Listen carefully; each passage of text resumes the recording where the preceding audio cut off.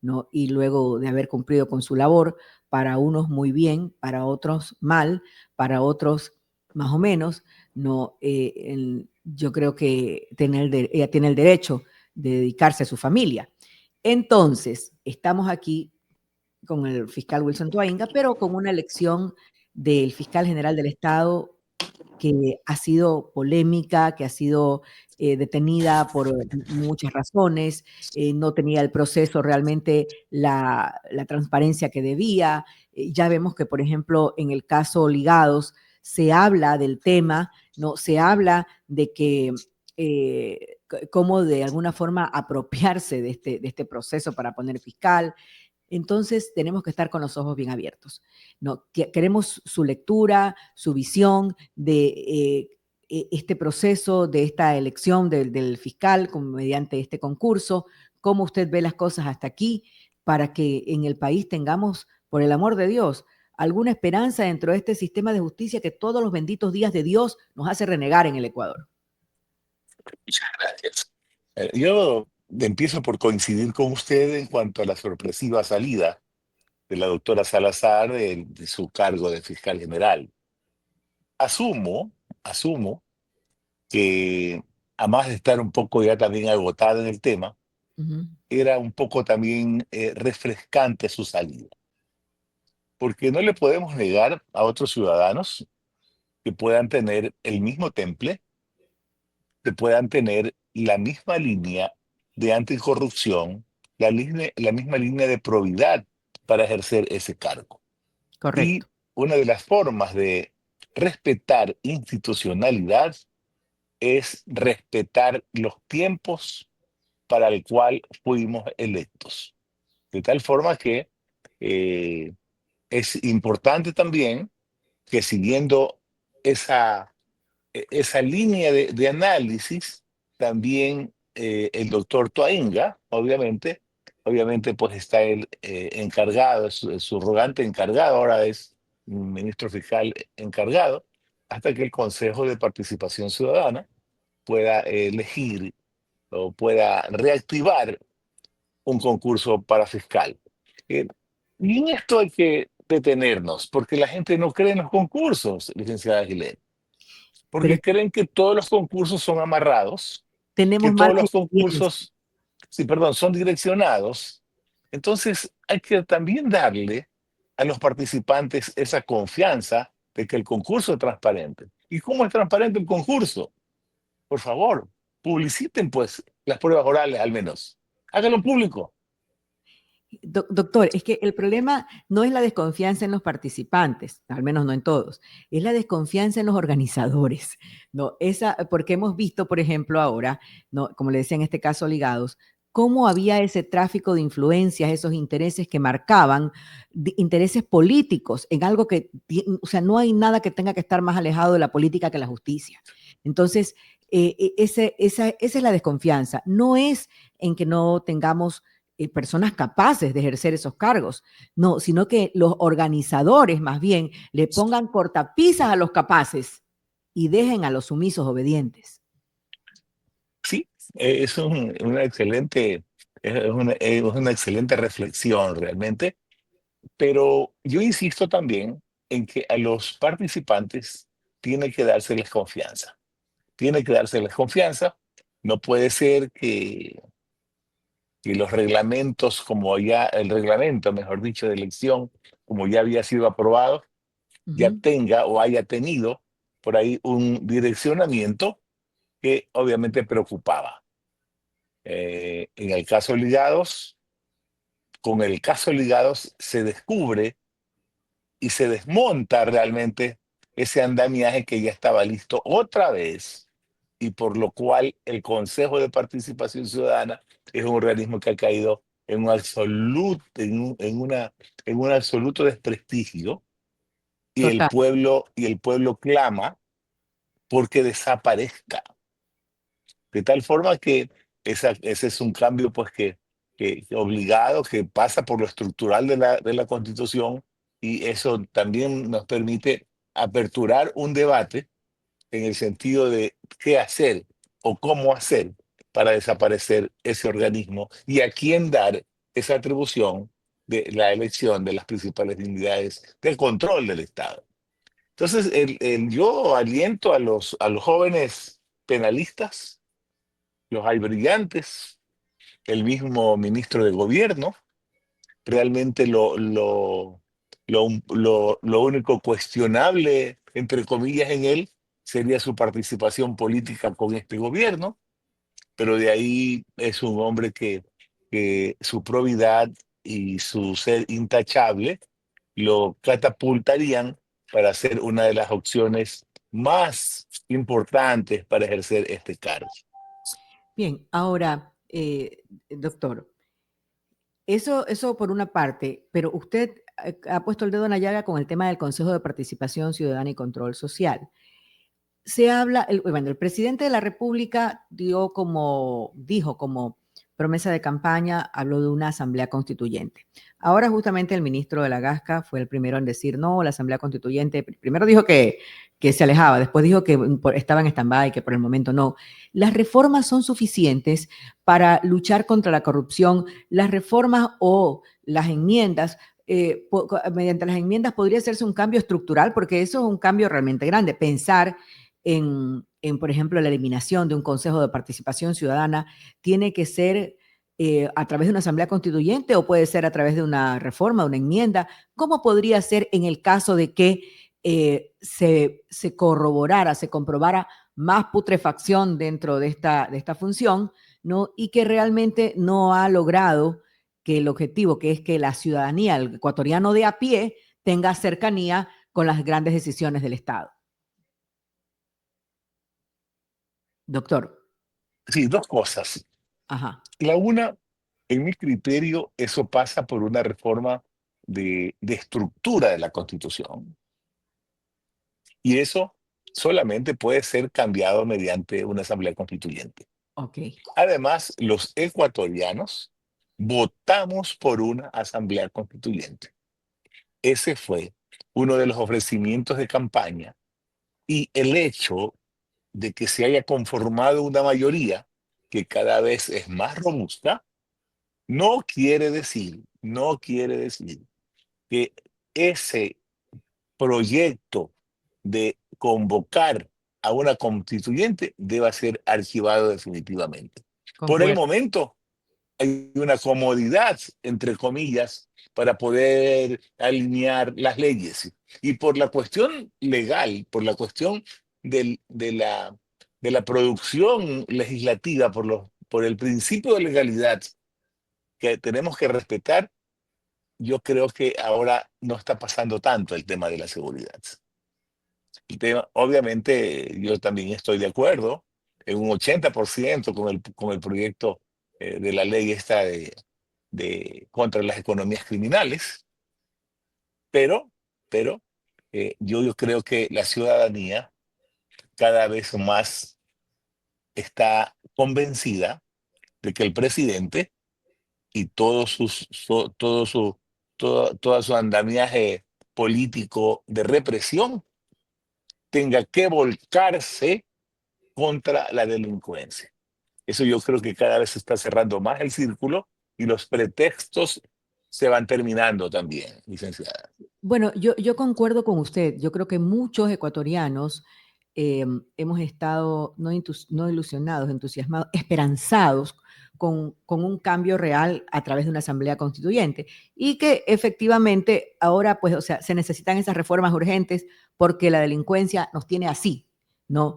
Pero ojalá que eso no signifique una postergación importante, una postergación, peor, una anulación, ¿no? De esta promesa de campaña que creo que el Ecuador, la República del Ecuador, la necesita como tal, ¿no? Para que se saque de encima ese traje socialista, que ese disfraz socialista realmente puesto ahí, camuflado, Nocivo, tan nocivo, ¿no?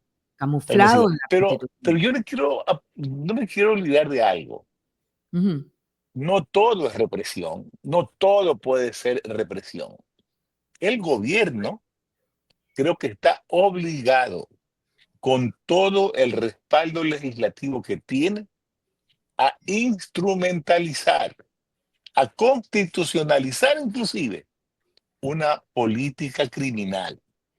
La política criminal debe ser diseñada de tal forma que conlleve una interinstitucionalidad, porque a la pobreza o a la delincuencia no solo se la combate con cárcel o con bala, también se la combate con políticas públicas y con una mirada contemplativa y más bien solidaria con los que menos tienen, porque lamentablemente en cuanto a delincuencia común, ahí están los focos infecciosos en los sectores más populares que se ven abandonados de todo servicio.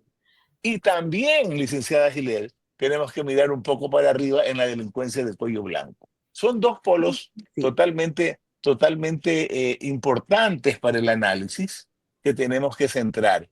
Y fundamentalmente una política criminal capaz de también poder diseñar con el Ministerio de Economía políticas en el orden de reemplazar esas economías irregulares con las cuales muchas familias son mantenidas. Y sí. obviamente al apresar a sus principales, a los menores de edad, inclusive que están involucrados en las bandas, tenemos que orientar, tenemos que acentuar esa atención para que pueda reemplazarse esas economías que obviamente tiene que ver el Estado cómo las reemplaza, Mire, ¿no? completamente de acuerdo. Ahora, yo tengo la esperanza, veamos, que la vicepresidenta de la República, que ahora va a estar encargada de la parte social, y que cuando ella fue parte del programa, cuando ella lideraba el programa este de desnutrición infantil, ella se volcó en este efecto. Yo pude hacer varias entrevistas en torno al tema, ver datas y todo, y hubo un trabajo, la verdad que bastante intenso y prolijo en torno a ese tema. Ahora se amplía su labor social y esperemos que ella, que ha demostrado que es una mujer que aunque se la ve muy suavecita, es de acción y es de trabajo, de la talla para justamente ponernos al día, ponernos a la par, o sea, de este trabajo social tan atrasado que tenemos, no tan postergado, y que ha hecho que pues, los niños y los jóvenes sean el caldo de cultivo perfecto para la delincuencia. Ahora, y es un mix interesante lo que usted dice, porque eso de la delincuencia de cuello blanco, eso, la verdad que ya quisiera yo sentarme como yo siempre con una funda de canguila, a ver, ojalá, pues, ¿no? Decía ayer el economista Calderón que entrevistábamos aquí que el BID, el Banco Interamericano de Desarrollo, ha hecho un cálculo que en el Ecuador del 2007 al 2020, no, del 2007 al 2020, se han dilapidado 100.000 millones de dólares en corrupción. O sea, mire, tenemos un hueco fiscal, qué sé yo, como de 5.000 millones de dólares. O sea, nosotros sacamos ese hueco, pagamos el hueco fiscal y nos quedará toda esa plata para el área social, para tecnología, para educación, salud. O sea, sería una maravilla.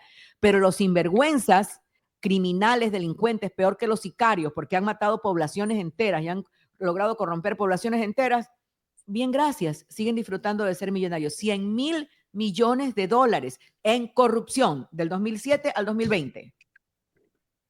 Importante cifra realmente, lapidaria cifra que obviamente grafica cuánto daño hace este cáncer social de la corrupción, que obviamente es uno de las principales causas que atentan a los derechos humanos de la población, porque se ven privados los sectores más desposeídos de poder ser atendidos en salud, en educación, en vivienda y tantas otras cosas, ¿no? A propósito de la corrupción, doctor, desde el sábado, bueno, lo hemos visto siempre, pero para ser recientes, desde el sábado, por ejemplo, el coronel Hadati hizo una rueda de prensa. Es que para que un policía haga una rueda de prensa para denunciar el tema, es que ya no pueden más, es que ya están hartos. Hizo una rueda de prensa para denunciar que 4 delincuentes, entre ellos 2 extranjeros, que habían capturado con 20 tacos de dinamita, con armas, con municiones, los colombianos, porque eran los dos extranjeros, eran dos colombianos, ilegales en el país. Y además, bueno, que habían intentado extorsionar a unas personas y además con la denuncia puesta por el ciudadano, porque muchas veces se respaldan y dicen, es que nadie denuncia. Con la denuncia puesta por el ciudadano y cogidos con las manos en la masa y con todo, vino la jueza del caso y los dejó libres, libres con todas esas pruebas y con la denuncia. Luego de eso, vemos como ayer se ponían en los principales titulares que la jueza Zoila Vélez, me parece que es, había ordenado la quema de las pruebas del caso Génesis, que fue con lo que se empezó la investigación del el tema del blanqueo por parte de Fito. Que si bien el artículo 444 decía, supuestamente ordena que eso ya se pueda quemar, pero yo me imagino que una persona con interés por la justicia puede también argumentar y decir, ay, pero hay un caso que está siguiéndose a partir de estas pruebas. Quemó hasta el certificado de matrimonio de Fito, quemó los títulos de propiedad, computadoras, laptops, celulares, todo, todo de donde se podía haber extraído tantas cosas importantes. A propósito de corrupción, yo creo que la del sistema judicial es definitivamente la que más nos está afectando, porque es la que premia con la impunidad a tanto al delincuente ranchador de barrio como al de cuello, como el de corbata y cuello blanco que hablábamos hace un instante, doctor. ¿Qué hacer con esto? Sí, y si realmente la corrupción está metida en todas partes y ha llegado con más fuerza, no solamente a los agentes de la autoridad, sino también a la toga, al juez especialmente, ¿no? Coimas, favores políticos, también amenazas, ¿ah? Pueden haber también cuestiones de amenazas. Bueno, en definitiva, es un cúmulo de situaciones que hacen que tengamos que analizar, pero lo fundamental es que tenemos que tener más que, más que el conocimiento legal, en la mayoría de casos tener una empatía y sintonizar la necesidad de la sociedad ecuatoriana que demanda jueces con probidad. ¿Qué es la probidad? Es la reunión, es la conexión entre la capacidad y la honestidad y la ética. Entonces, el, el Consejo de la Judicatura tiene que dar también facilidades a los juzgadores y al sistema judicial en el contexto, inclusive a los abogados. Licenciada, las formas, bueno, ahora lo telemático alivia mucho, pero eso parece que ha hecho aún descuidar más las instalaciones judiciales. Usted visite los campos judiciales, visite las salas de audiencias de cualquier unidad judicial. Se va a encontrar que no hay acondicionadores de aire, que no hay sillas, que no hay mesas. Entonces son cuestiones realmente poco deprimentes que abonan aún más a esta debacle de la corrupción judicial. Yo, Entonces, hace falta realmente que, que las instituciones se unan, algunas instituciones se unan para delinear de una vez por todas un cambio. Algunos jueces que se creen pues dueños de la verdad absoluta, maltratan al usuario, maltratan al abogado. No son todos, pero esos malos jueces son realmente los focos de corrupción como lo que usted puede señalar. Y también hay un exceso de garantismo penal. El correcto. garantismo penal debe ser utilizado de la mejor forma, pero teniendo como base de análisis por lo menos el perfil criminológico de cada ciudadano. Entonces, estamos a veces mal utilizando estas herramientas que son, obviamente, de acuerdo a las nuevas tendencias doctrinarias, ¿no? Y el maestro Ferraioli, Luigi Ferraioli, pues no se equivocó cuando habló del garantismo, pero ya la gente lo distorsionó y lo desvió a una orilla que en realidad ahora combatimos con mucha fuerza. Mire, doctor, si bien yo concuerdo con usted que en general el funcionario público, no solamente el judicial, el funcionario público, todos deben de trabajar en un ambiente, eh, y todo trabajador, en un De ambiente dignidad. de dignidad, seguro, hasta de comodidad si quiere, ¿no? Pero yo no creo que eso sea excusa, porque entonces imagínense los profesores rurales. Los profesores son los que tienen para mí la labor más sagrada junto con los médicos porque son los que forman a los niños, son los que tienen por horas en sus manos a los niños de una comunidad. Entonces esos profesores rurales que trabajan a sol, que trabajan en piedras, o sea, tendrían justificación para por el ambiente de trabajo ser corruptos. No, o sea, yo creo que aquí hay algo importante que es la impunidad que no solamente la gozan los delincuentes de estos delitos ya más visibles, sino esa impunidad de la cual ha gozado también el sistema judicial y que si no es por el caso Metástasis y todo esto, sigue siendo como un secreto a voces. Ay, hay gente corrupta en el sistema judicial, es terrible, pero no se visualiza. Entonces yo creo que a partir de ahí se ha visualizado y en algún momento se sintió como que todo el sistema judicial estaba en puntillas y querían hacer buena letra, pero luego, como hay falta de personal en todos los aspectos, desde jueces, a ayudantes, secretarios, todo, como hay falta de personal, fue como que dijeron, esta es nuestra oportunidad para hacer de las nuestras porque no hay suficiente personal y estamos en una situación terrible en el sistema judicial. Esa es mi percepción como ciudadana dentro de los casos y la situación que veo y lo que converso con la gente. Es mi percepción ciudadana. No sé, Pero nada ha cambiado. nada ha cambiado, nada, Dígame qué ha cambiado nada. a partir de estos casos que en realidad, no en todas las personas, pero sí en la mayoría, se descubrió signos de corrupción. Pero también Yo, cayeron inocentes. claro, yo creo que aparte de visibilizar en unas cuantas personas la corrupción, en realidad, en el trajín, en la mecánica diaria, nada ha cambiado. Entonces, eso nos da también una señal de que la justicia a veces se maneja con, con alguna brújula política, ¿verdad? Entonces, estos casos los dimensionamos tanto, pero a la postre no han significado, sino obviamente atacar cuestiones muy pequeñas dentro de toda esta macro corrupción que existe en el país.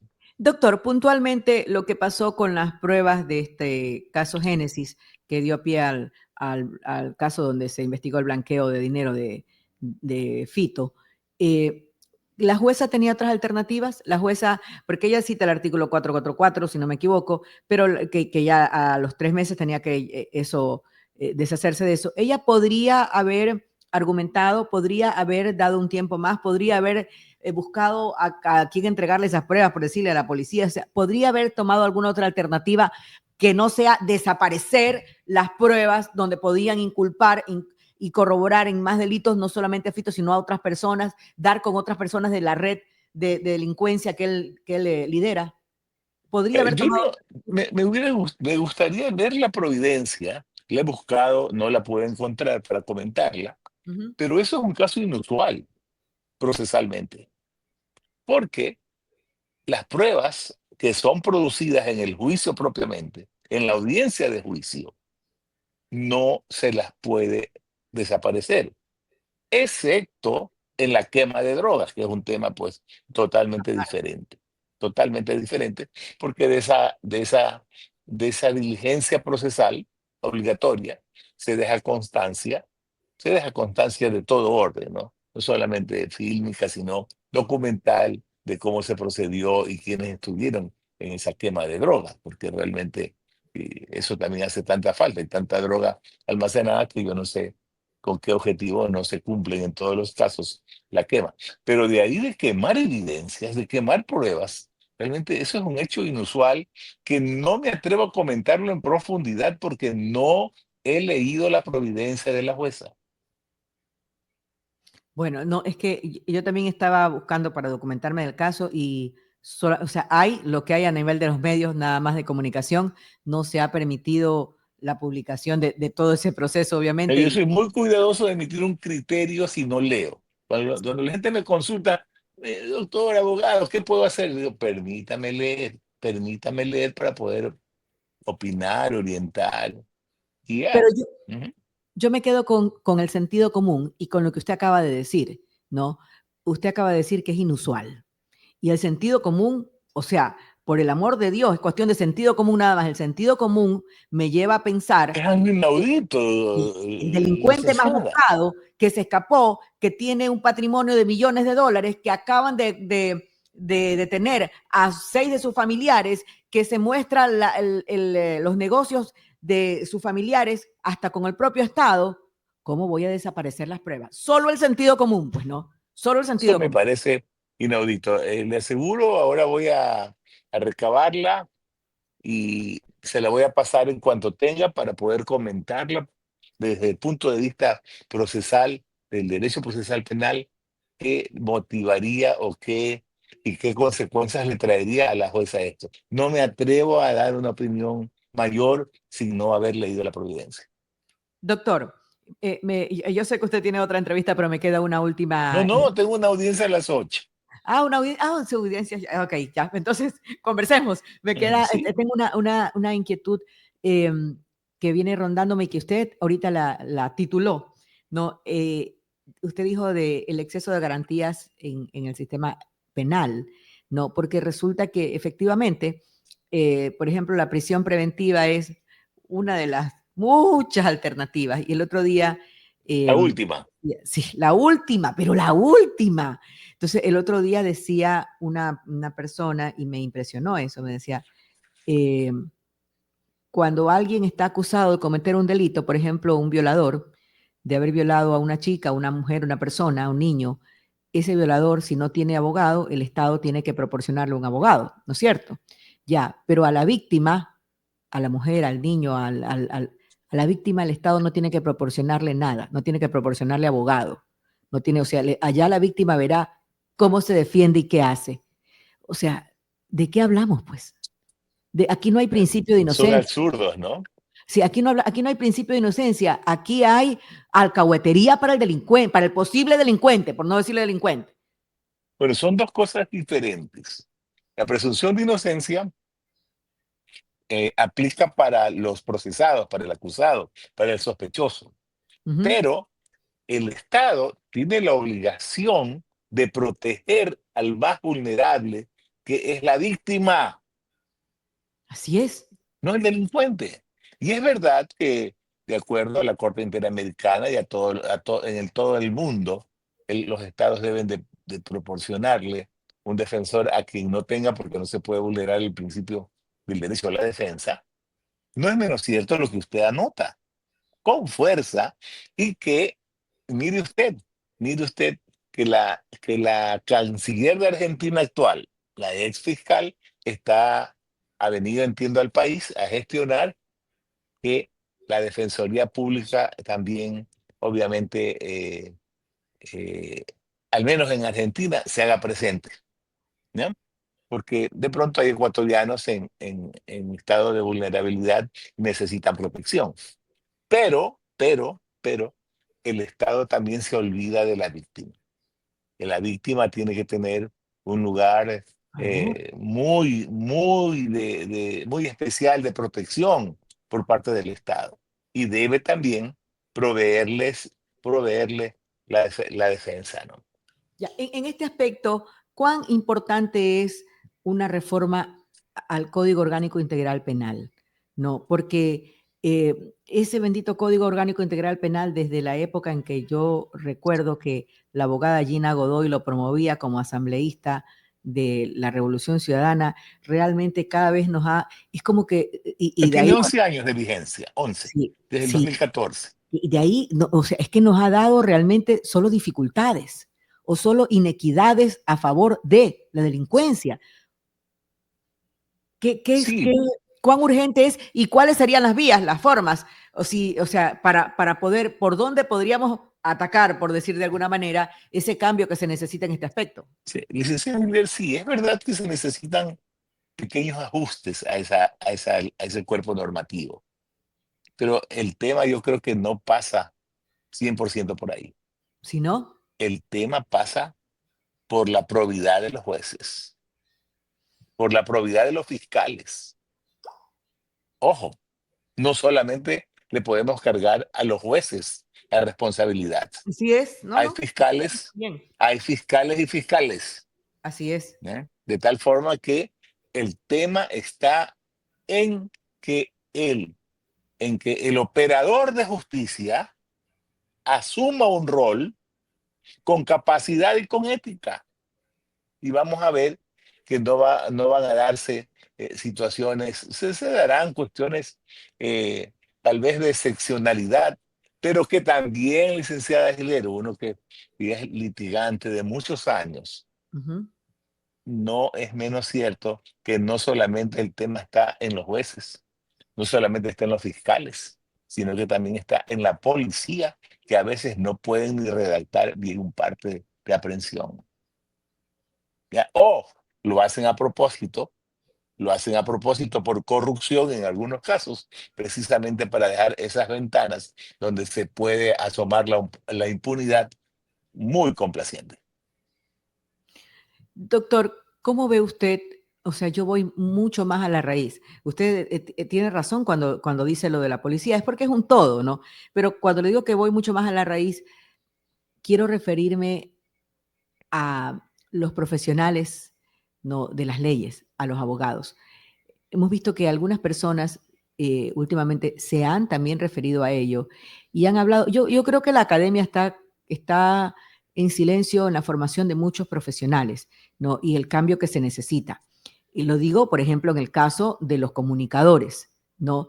Y no sé si esté ocurriendo lo mismo en el caso de los abogados, que la academia necesite reajustar en formación profesional, en formación ética, necesite reajustar en actualización realmente el verdadero valor del profesional actual.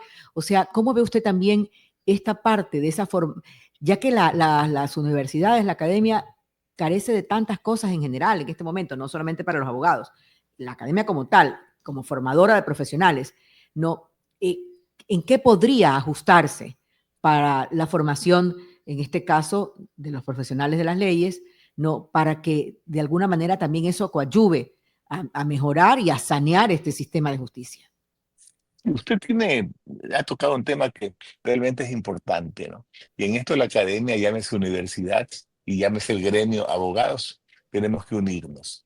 Actualmente yo soy miembro del directorio del Colegio de Abogados y he propuesto al directorio que aprobó la conformación de un programa permanente de capacitación continua, que yo lo voy a dirigir con distinguidos colegas muy catedráticos la mayoría. ¿Ya? ¿Por qué? Porque nuestra barra, nuestra orden de abogados no hace otra cosa sino que dar cursos muy, no digo cosméticos, pero sí muy epidérmicos, muy por encima de lo que debemos tocar. Entonces tenemos que unirnos con, obviamente, los tribunales de honor.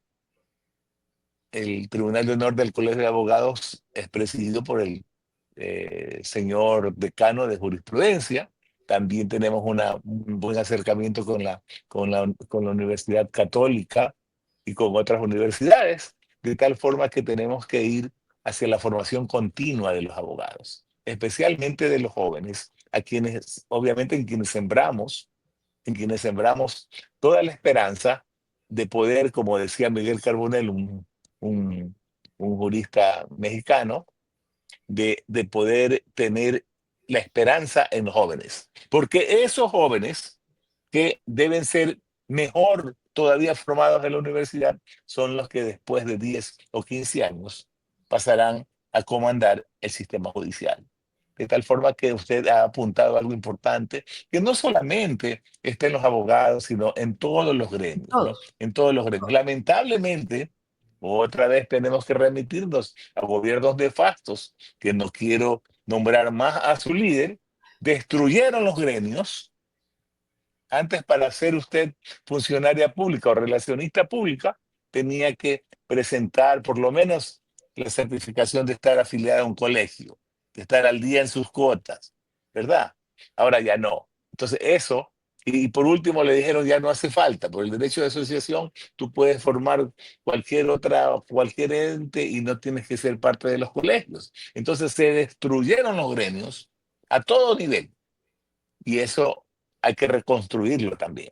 Sí, o sea, lo que pasa es que yo creo que lo que se deformó, lo que se destruyó, doctor, fue el concepto de meritocracia, ¿no? O sea, porque yo creo que los méritos no tienen nada que ver con que una persona sea afroecuatoriana, sea mestiza, sea O blanca. que le den un De- punto por tener alguna preferencia sexual Exactamente, diferente. sea homosexual, sea heterosexual, o sea, esas son cuestiones realmente, uno no decide a qué grupo étnico pertenece, simplemente pertenece, ¿no? Eso Y no puede uno, ser, eso atenta a la y- igualdad, así licenciada. es, y realmente el tema de la preferencia sexual debería de ser un tema de cuatro paredes, ¿no? O de Porque igualdad, pero no le puede dar sí, un punto porque es tal o cual, o sea, está porque en tal o cual andarivel sexual. claro, porque tiene esa preferencia sexual, vamos, entonces es más meritorio, tome. O sea, Claro, realmente yo creo que el problema es que se deformó el concepto de meritocracia, se deformó en todos los aspectos, ¿no? así Doctor, es, así es.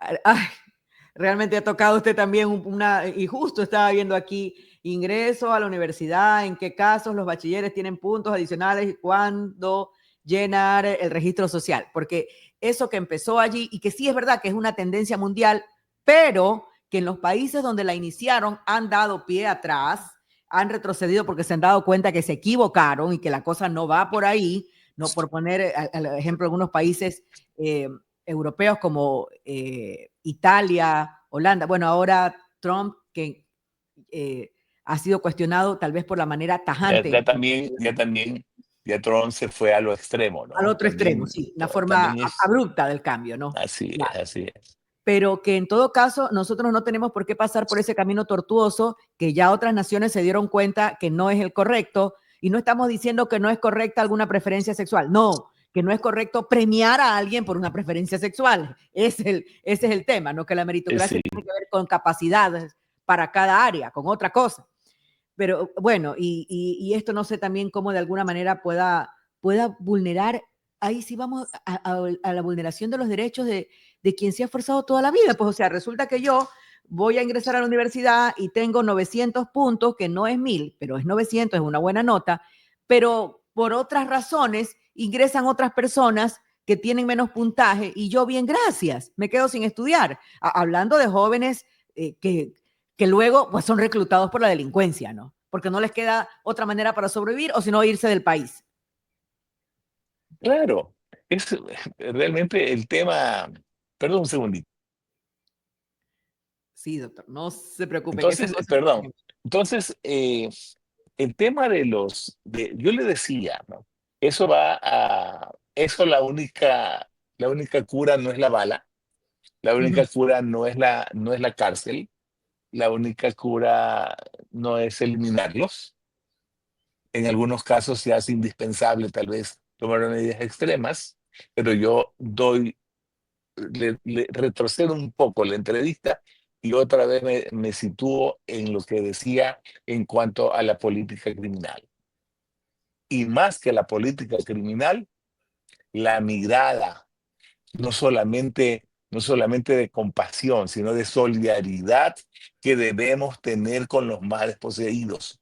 En los sectores populares, licenciada Giler, no hay salud, no hay educación, no hay vivienda, no hay, no hay auspicios a emprendimientos. Esos se quedan en otras esferas. De tal Y lo forma que, que hay que ir ahí, a donde usted dice, a la fuente, en sí. tratándose de delincuencia común. Y a la delincuencia del cuello blanco también tiene que incrementarse las sanciones. Yo veía con mucho agrado cuando el señor actual contralor se promocionaba y no lo dejaban posesionar. Pero llegó al cargo y no ha pasado absolutamente nada. Sigue igual todo. Así es. Es Nosotros, más, el mire, silencio es más peligroso todavía porque parecería que todo está bien y y no es así. parece mentira que nosotros dependamos de la justicia estadounidense para que castigue a los sinvergüenzas que aquí nos han saqueado y nos han robado, porque aquí adentro, casa adentro, no pasa nada. En ese aspecto es verdad, la Contraloría está mutis en el foro, silencio absoluto. Doctor, qué grato que es conversar con usted. Mire, hemos dado la vuelta sobre varios temas Muy amable. que confluyen en lo mismo, ¿no? Que confluyen en las necesidades de cambio que tiene el país. Podemos conversar con usted sobre las distintas áreas y eso es lo grato para poder hacer un análisis lo más equilibrado posible. Probablemente se nos escapen muchas cosas, pero hemos abarcado algunas que creo que son muy importantes. Siempre es un gusto tenerlo aquí. Siempre es un gusto conversar con usted, una periodista muy, muy, muy ilustrada, entonces nos permite tocar tantos temas que no siendo abogada usted toca temas jurídicos con mucho conocimiento para orientar de una forma adecuada el diálogo. A la orden, un abrazo. Gracias, doctor. Un abrazo también para usted. Este es su casa. Gracias, Un placer. gracias, Las muy amable. 7 de la mañana con 31 minutos. Nos vamos a ir a una pausa porque ves, se me fue se me fue el doctor. Iba a preguntar su score para el ¿No? día de hoy, porque el día de hoy estamos con el corazoncito así, con el corazoncito tricolor, pendientes. No, ay, doctor, sí está, sí está. A ver, dígame, ¿cuál es su score para el día de hoy? Hoy ganamos 1-0. Sí.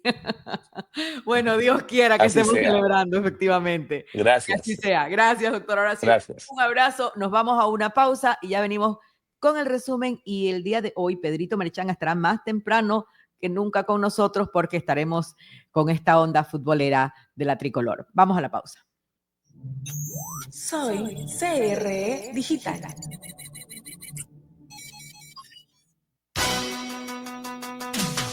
CRE Noticias, primera emisión.